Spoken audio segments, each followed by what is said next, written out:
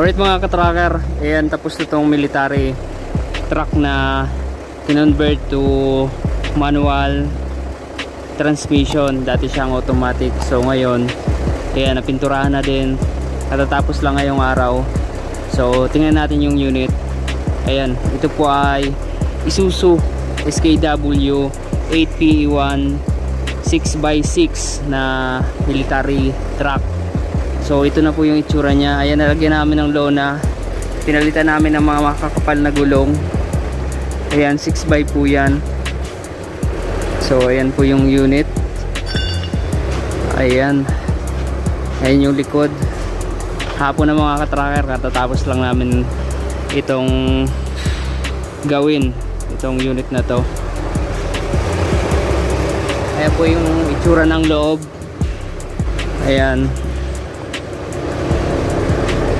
So ayan yung mga gulong. Ayan, may battery na, umaandar na yung unit. Silipin natin yung transmission na pinalit. So yung pinalit nito mga ka-tracker, pang 10PE din na ay 8PE pala, 8PE na transmission.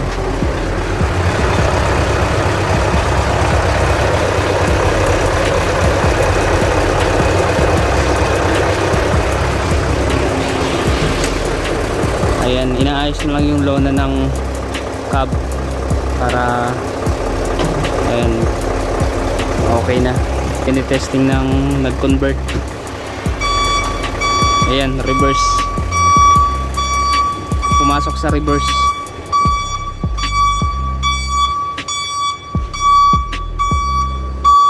Ayan, ay atras na.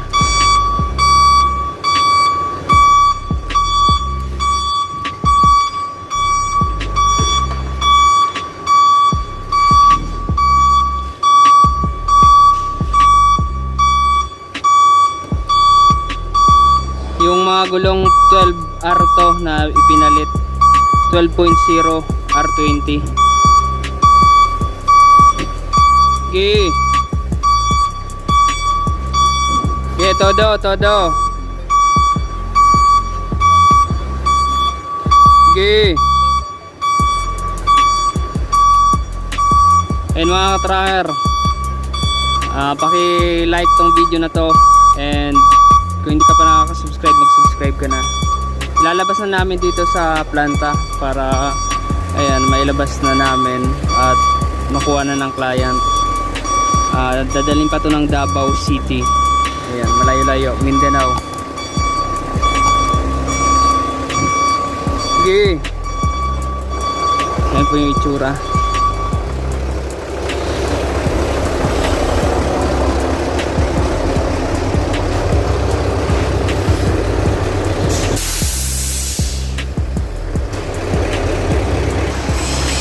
Ayan, ayan na po yung unit.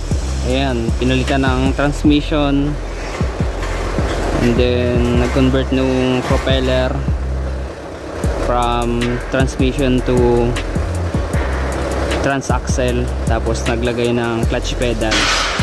Ayan, so ngayon functional na po mga ka-tracker at ilalabas na yung unit. Medyo matrabaho lang kasi ayan, pag-iisipan talaga ng magko-convert namin, pero marami namang na-convert to, kaya sanay na. So ayan mga ka-tracker, ayan mga ka-tracker, inabutan na kami ng hapon dito. So ayan, nakikita nyo, functional na yung unit, manual transmission na. Mamaya akit tayo sa cab para makita nyo yung kinonvert na cambio sa itaas. Ayan, so i-assist ko muna to para makalabas na dito sa planta at may bungad na namin.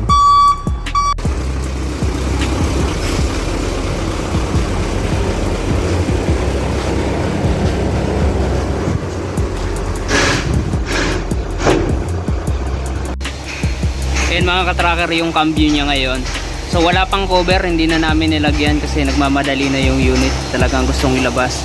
Pero yan na po yung itsura. Ayan, di kable siya. So ayan po yung convert namin. Kailangan pa niyan lagyan ng cover yung cambio and then yung boot.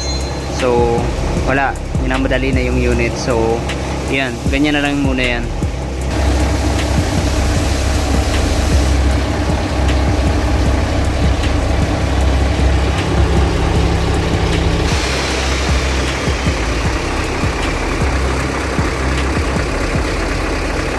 Alright, yan na po mga katracker yung military truck na 6x na ilabas na namin dito sa yarda. So dito ko na lang po tatapusin tong video na to. Maraming salamat sa panonood. Paki like, share and subscribe kung hindi ka pa nakaka-subscribe. Maraming salamat. God bless. Bye bye.